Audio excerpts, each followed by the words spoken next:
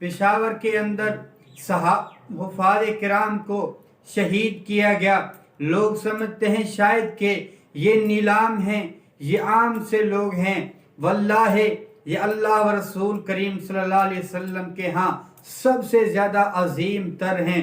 اللہ کے محبوب نبی محمد رسول اللہ صلی اللہ علیہ وسلم نے فرمایا، خیرکم من تعلم القرآن وعلمہ، لوگو تم میں سے بہتر، افضل، اچھا انسان وہ ہے جو قرآن سیکھتا اور سکھاتا ہے، قرآن پڑھتا اور پڑھاتا ہے۔ قرآن پڑھنے والے اللہ کے نبی کریم صلی اللہ علیہ وسلم کو کتنے محبوب تھے۔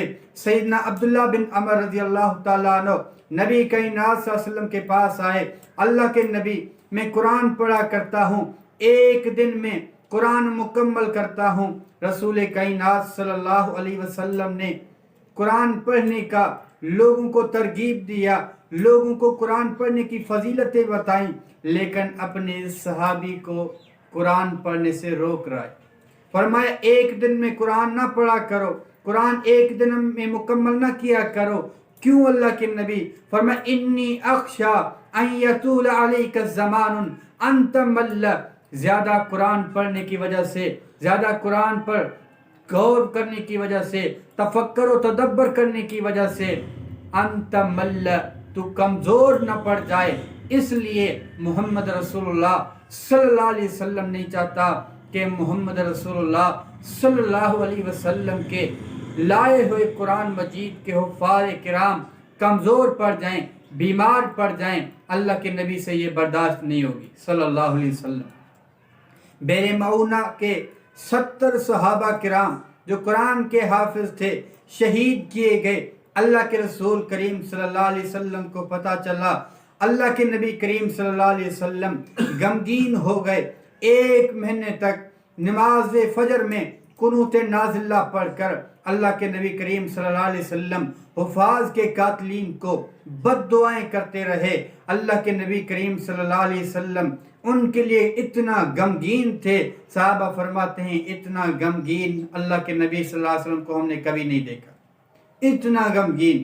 اللہ رب العالمین کو قرآن پڑھنے والے پیارے ہیں، اللہ کے نبی کو پیارے ہیں۔ بیر معونہ کے شہیدوں کے بارے میں اللہ نے قرآن کی ایک آیت نازل فرمائی جو بعد میں منسوخ ہو چکی تھی، وہ یہ تھی، ان بلغوا قومنا ان قد لقینا ربنا فرضی عنا ورضینا عنہ، ہمارے قوم والوں کو بتاؤ کہ اللہ رب العالمین سے ہم نے ملاقات کر لیے، اللہ ہم سے راضی ہو چکا ہے، ہم اللہ سے راضی ہو چکے ہیں۔ لوگوں، جن حفاظ کو تم شہید کر رہے ہو، جن حفاظ کو نیلام سمجھ کر تم مار رہے ہو، یہ اللہ کے نزدیک بہت عزیز تر ہیں، اللہ کے نزدیک بہت عظیم تر ہیں۔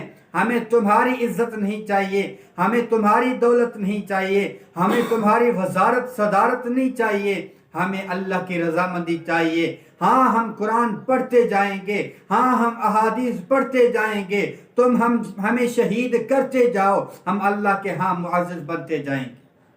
میرے معزز سامعین گرامی، میں وقت کے حکمرانوں سے یہ التماس کروں گا، اگر ملک میں امن لانا چاہتے ہو اللہ کے بندو، پھر ان قرآن والوں کی حفاظت کرو، ان احادیث پڑھنے والے علماء کی حفاظت کرو، کیونکہ تمہارے ملک میں اگر امن و امان ہے ان قرآن پڑھنے والوں کی وجہ سے ہے۔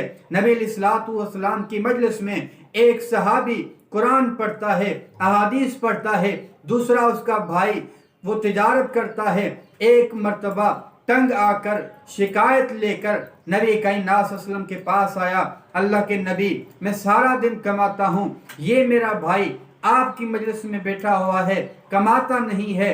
رسول دو جہاں صلی اللہ علیہ وسلم نے اس مجلس میں بیٹھنے والے بھائی سے کچھ نہ کہا، شکایت لانے والے سے کہا، اللہ کے بندے اللہ سے ڈر جا، یہ رب جو تجھے رزق دیتا ہے شاید یہ بھی اس کی وجہ سے ہے۔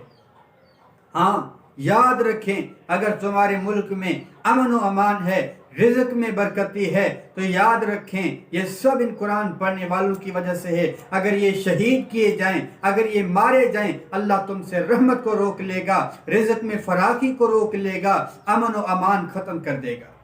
नबी अलैहिस्सलाम का सहाबी कुरान पढ़ता है, आसमान से बादल आता है, बादल की वजह से उसका जो घोड़ा है वो दौड़ने की कोशिश कर रहा है, करीब में बच्चा सोया हुआ है, डर के मारे कुरान पढ़ना छोड़ दिया, नबी कायनात सल्लल्लाहु अलैहि वसल्लम के पास चले गए, अल्लाह के रसूल करीम सल्लल्लाहु अलैहि वसल्लम को सारा माजरा बताया, रहमत कायनात सल्लल्लाहु अलैहि वसल्लम ने पूरा माजरा सुनकर फरमाया, ए मेरे सहाबी, ये बादल नहीं अल्लाह के फरिश्ते थे, आप कुरान पढ़ना नहीं छोड़ते, कल तक ये गलियों कोचों में घूमते हुए नजर आते, आप लोग उनके दीदार करते।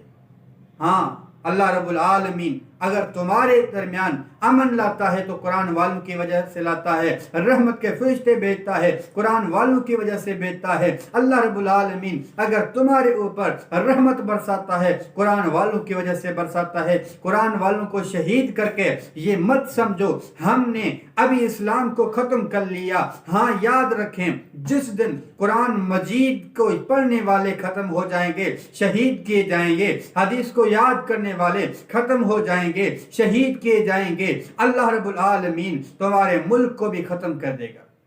तो मेरे मुअज़्ज़ज़ सामीन गिरामी, ये जो हादसा पेशावर के अंदर हुआ, मैं सबसे ये इल्तमास करता हूँ इसकी पुरजोर मजम्मत करें, इन जो भी दहशतगर्द कातिलीन हैं उनको पकड़कर इबरतनाक सजा दें, वगरना ये ना हो कि अल्लाह रब्बुल आलमीन हमें इबरतनाक बना दे इस वजह से कि हम हुफ़ाज़ की कदर ना करते हैं, हुफ़ाज़ के कातिलों को इस तरह छोड़ देते हैं। अल्लाह ताला हमारे मुल्क की हिफाजत फरमाए, हमारे मुल्क के अंदर वतन अजीज़ के अंदर दीन हनीफ को नाफिज फरमाए। अल्लाह रब्बुल आलमीन हमारे वतन अजीज़ को अमन व अमान में रखे और अपने हिफ्ज़ में रखे। अस्सलामु अलैकुम व रहमतुल्लाहि व बरकातुहू।